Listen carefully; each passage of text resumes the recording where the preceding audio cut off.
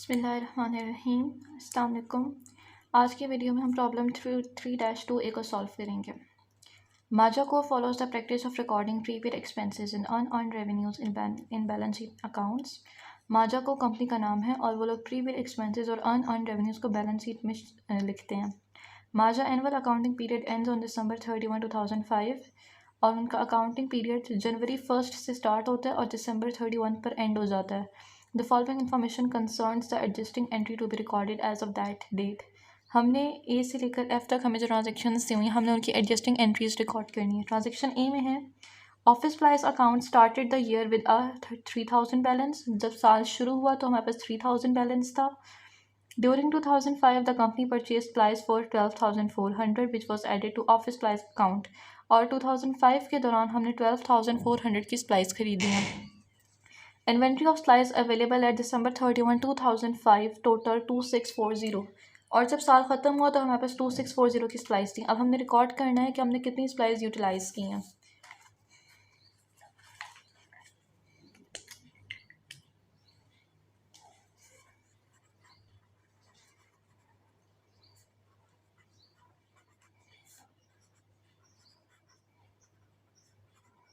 Adjusting entries इधर हम लिखेंगे ए।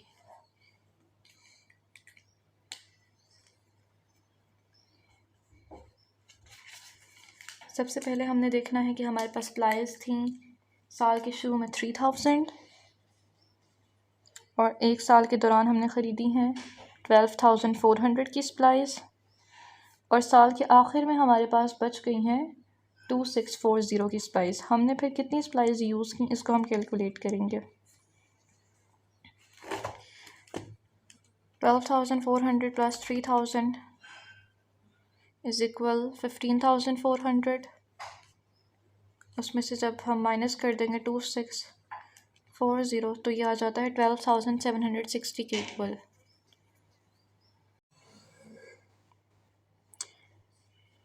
अब हम क्या करेंगे, हम सप्लाइज एक्सपेंस को डेबिट कर देंगे।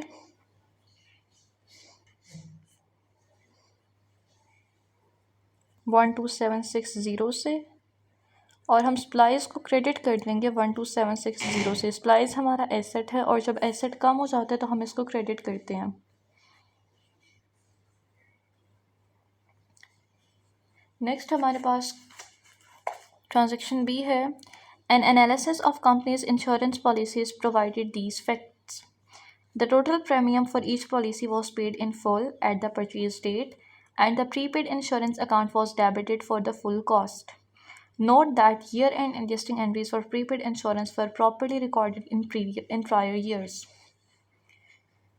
अब हमने क्या करना है कि हमने इंश्योरेंस कैलकुलेट करनी है कि कितनी इंश्योरेंस हम यूज़ कर चुके हैं। उसके लिए हम क्या करेंगे, हम सबसे पहले एक टेबल बनाएंगे।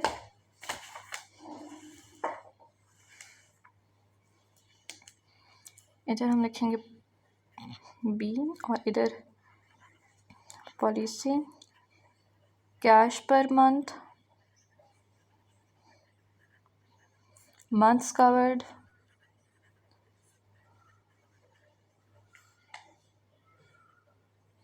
इन 2005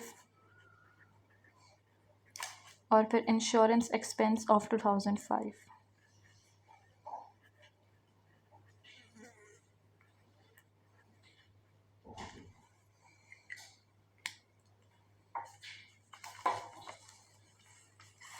अब हमारे पास तीन पॉलिसीज़ हैं ए बी सी जो तीनों हमने परचेज़ की हैं। तो इधर हम लिखेंगे ए, इधर बी और सी।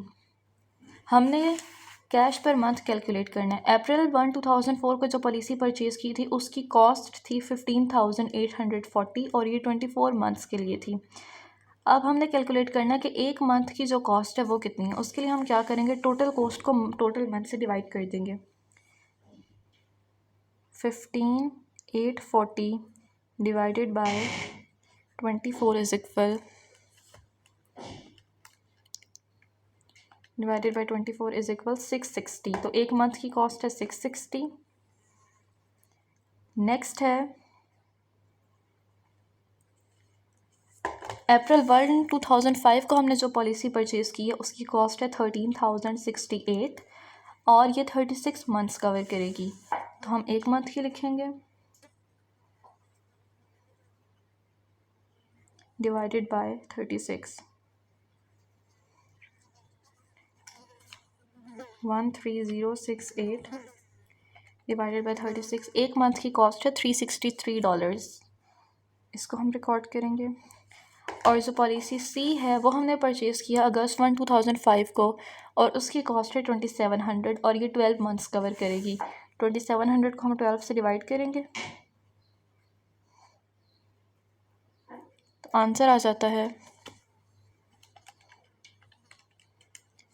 225। अब हमने देखना है कि हमने मंथ्स कवर्ड इन 2005। अप्रैल 1 2004 को हमने ये परचेज़ किया है और ये 24 मंथ्स के लिए है। इसका मतलब है कि ये हमारे पास होगी जनवरी 1 2005 से दिसंबर 31 2005 तक। तो 2005 में 12 मंथ्स कवर किए हैं इस पॉलिसी ने।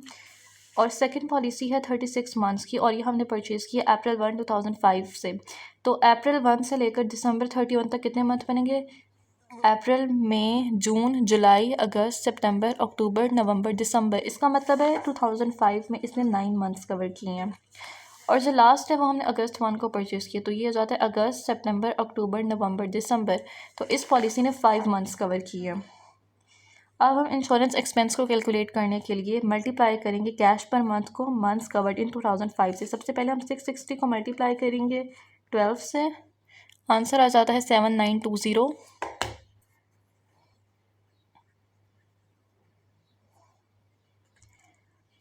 उसके बाद हम 363 को 9 से मल्टीप्लाई करेंगे, आंसर आ जाता है 3267। उसके बाद हम 225 को 5 से मल्टीप्लाई करेंगे, आंसर आता है 1125। इन तीनों का अब हम टोटल करेंगे, 1125 प्लस 3267 प्लस 7920, यह आ जाता है 12312।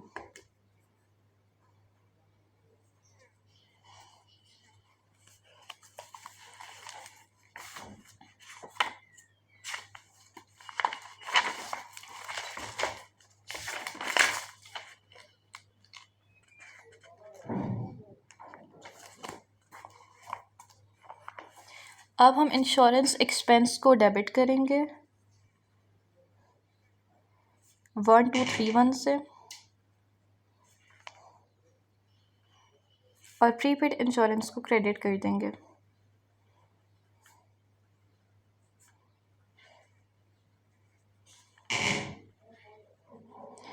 प्रीपेड इंश्योरेंस हमारा एसेट है, और हमने अभी कैलकुलेट किया कि हमने इतने का एसेट यूटिलाइज़ कर लिया, तो इसीलिए इसको हमने क्रेडिट कर दिया।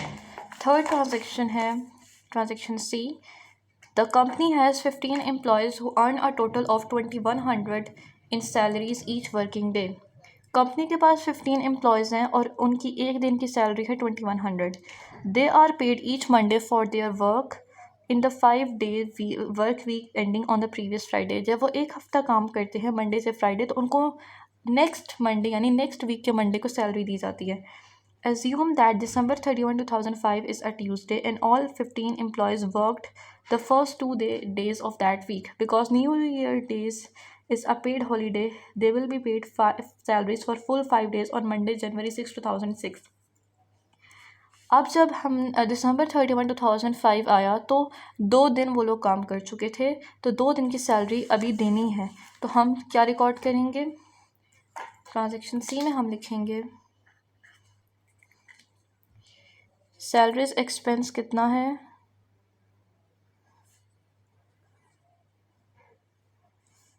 उसको कैलकुलेट करने के लिए हम उनकी सैलरी को 2 दिन से मल्टीप्लाई कर देंगे। 2100 एक दिन की, और 2 दिन की कितनी होगी? 2100 multiply by 2 is equal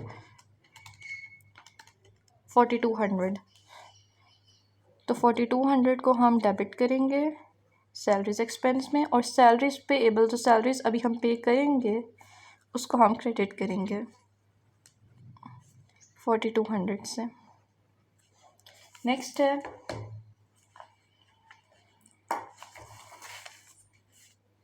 The company purchased a building on January 1, 2005. It cost 8,55,000 and is expected to have a 45,000 salvage value and at the end of its predicted 30-year life. जो हमें डाटा दिया हुआ है उसमें cost है कि building कितने की है, उसकी सेल्वेज वैल्यू दी हुई है और यूज़फुल लाइफ दी हुई है। इस डाटा से पता चलता है कि हमने डेप्रीसिएशन कैलकुलेट करनी है। तो ट्रांजैक्शन डी में हम लिखेंगे एक्यूमुलेटेड डेप्रीसिएशन हम कैलकुलेट करेंगे।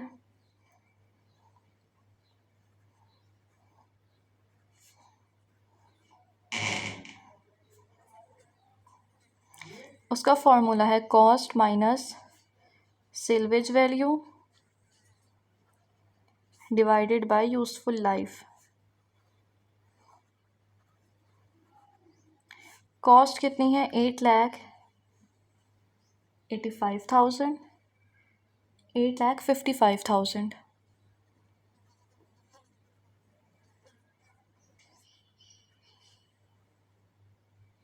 सेल्वेज वैल्यू है हमारे पास 45,000 और उसकी यूज़फुल लाइफ है 30 ईयर्स। 8,55,000 में से हम 45 माइनस करेंगे, माइनस 45,000 इज इक्वल 81, 8,10,000 और उसको डिवाइडेड बाय 30 करेंगे तो क्या जाता है 27,000। इसका मतलब है डेप्रिसिएशन इस साल की कितनी है 27,000 और इसको हम लिखेंगे डेबिट। इसकी जर्नल एंट्री में आएगा डेप्रिसिएशन एक्सपेंस को हम डेबिट करेंगे।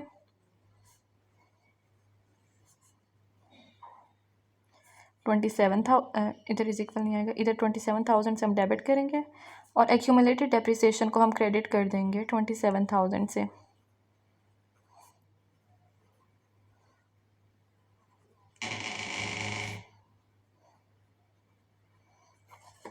नेक्स्ट है हमारे पास ट्रांजैक्शन ई। उसमें क्या करना है, since the company is not large enough to occupy the entire building in it owns, company के पास जो बिल्डिंग है वो उसकी कुछ स्पेस खाली है। It rented space to a tenant at 2,400 per month starting on November 1, 2005।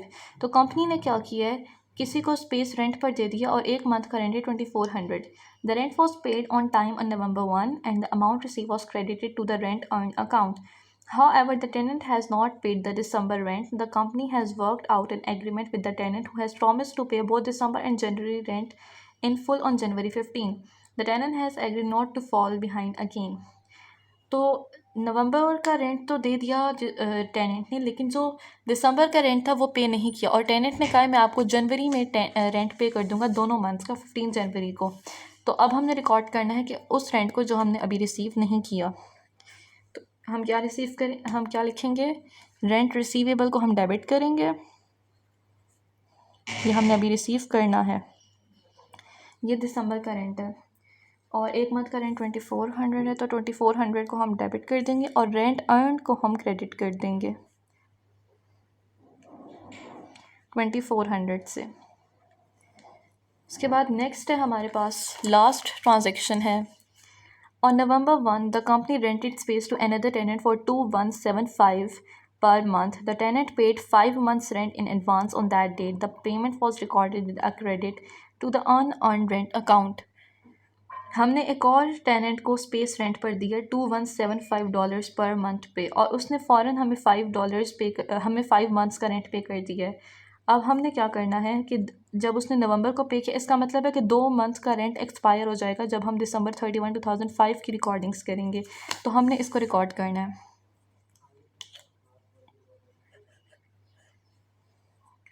F में हम लिखेंगे अनअर्न्ड रेंट को हम डेबिट करेंगे। किस तरह डेबिट करेंगे कि हम 2 को मल्टीप्लाई कर देंगे 2,175 से, तो ये आ जाता है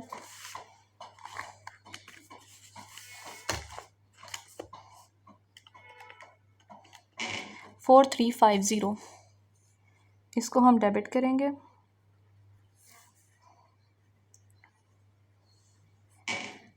और रेंट अर्न को हम क्रेडिट कर देंगे इसी वैल्यू से 50 से। नेक्स्ट हमने क्या करना है, पार्ट 2 में है prepare journal entries to record the first subsequent cash transaction in 2006 for part C and E. Transaction C की और ई की हमने वो जर्नल एंट्री रिकॉर्ड करनी है जो ओनर 2006 में रिकॉर्ड करेगा। तो हम इसको कैसे सॉल्व करेंगे, इधर हम लिखेंगे पार्ट 2। ट्रांजेक्शन सी को हम दोबारा पढ़ेंगे। The company has 15 employees. Company के 15 एम्प्लॉयज़ हैं who earn a total of 2100 in salaries each working day, जिनको हर वर्किंग डे की सैलरी दी जाती है 2100। They are paid each Monday for their work. उनको हर मंडे उनकी सैलरी मिलती है और ये मंडे को जो सैलरी दी जाती है ये पिछले वीक के 5 दिन काम करने की सैलरी होती है। Assume that December 31, 2005 is a Tuesday and all 15 employees work the first 2 days of that week. अब दिसंबर 31, 2005 को ट्यूसडे था और जो 15 एम्प्लॉयज़ थे उन्होंने 2 दिन काम कर लिया था, मंडे और ट्यूसडे को, लेकिन उनको सैलरी दी जानी थी नेक्स्ट वीक में। तो अब हमने क्या रिकॉर्ड करना है, they will be paid salaries for full 5 days on Monday January 6, 2006। अब हम इधर रिकॉर्ड करेंगे। सबसे पहले हम कैश को इधर क्रेडिट कर देंगे और उससे पहले हम लिखेंगे सैलरीज पेएबल को हम डेबिट करेंगे क्योंकि हमारी लायबिलिटी थी और ये लायबिलिटी अब कम हो रही है तो हमने इसीलिए इसको डेबिट कर दिया है। और साथ सैलरीज एक्सपेंस को भी हम क्रेडिट करेंगे, सैलरीज एक्सपेंस को भी हम डेबिट करेंगे। सैलरीज पेएबल हमने ट्रांजैक्शन सी में क्रेडिट किया था क्योंकि उस वक्त ये बढ़ गया था। अब ये कम हो रहा है क्योंकि हम जनवरी 6 को पे कर देंगे तो 4200 को हम डेबिट करेंगे इधर। साथ ही ये 2 दिन की सैलरीज है तो जो 3 दिन की सैलरीज है उसको हम कैसे कैलकुलेट करेंगे, 2100 को हम 3 से मल्टीप्लाई कर देंगे। 2100 1 दिन की सैलरी है और जब हम इसको 3 से मल्टीप्लाई करेंगे तो ये आ जाता है 6300। तो 6300 की सैलरी एक्सपेंस है जो हम पे करेंगे। 6300 प्लस 4200 इज इक्वल 10,500। इसका मतलब है कि हमने क्रेडिट कर देना है 10,500। हम 10,500 उनको पे कर देंगे जनवरी 6 को और हमारा कैश कम हो जाएगा, इसीलिए हमने कैश को क्रेडिट कर दिया है। ये था ट्रांजैक्शन सी का। अब देखेंगे ट्रांजैक्शन ई को। ट्रांजैक्शन ई में हमने क्या किया है, since the company is not large enough to occupy the entire building it owns and it rented space to a tenant at $2,400 per month starting on November 1, 2005। Company बहुत बड़ी थी और जिस कंपनी के पास जो बिल्डिंग थी वो बहुत बड़ी थी, उसकी ज़रूरत से ज़्यादा थी तो उसने कुछ स्पेस रेंट पर दे दिया। The rent was paid on time on November 1। 1 month का रेंट टाइम पर दिया गया था लेकिन उसके बाद दिसंबर का रेंट नहीं दिया गया और टेनेंट ने कहा कि मैं आपको जनवरी और दिसंबर का रेंट इकट्ठा पे करूँगा। तो इधर हम क्या लिखेंगे, इधर हम लिखेंगे रेंट रिसीवेबल को, इधर हम कैश को डेबिट करेंगे क्योंकि हमें जनवरी 6 को हमें जनवरी में उसको रेंट देना होगा या हमें जनवरी में रेंट मिल जाएगा। रेंट रिसीवेबल को फिर हम क्रेडिट कर देंगे क्योंकि ये अकाउंट अब कम हो जाएगा और रेंट अर्न को भी हम क्रेडिट करेंगे। रेंट रिसीवेबल 1 मंथ का रेंट कितना था, 2400। ये रेंट रिसीवेबल हमने क्रेडिट इसलिए किया क्योंकि हमें जिसको हमने रेंट पर स्पेस दी थी उसने हमें दिसंबर का रेंट पे करना था, हमने वो रेंट रिसीव करना था, लेकिन जनवरी 2006 में हमने वो रेंट रिसीव कर लिया। तो हमारा जो अकाउंट रिसीवेबल वाला अकाउंट है या जो रेंट रिसीवेबल वाला अकाउंट है उसका बैलेंस कम हो जाएगा, इसलिए हमने उसको क्रेडिट किया है। जब उसका बैलेंस बढ़ा था तो हमने उसको डेबिट किया था और जब कम हो रहा है तो हम उसको क्रेडिट करेंगे। फिर रेंट अर्न को हमने क्रेडिट इसलिए किया क्योंकि हमें जनवरी का रेंट भी साथ में मिल जाएगा, तो इसको भी हम 2400 से क्रेडिट करेंगे और इन दोनों को टोटल करेंगे तो आ जाता है 4800।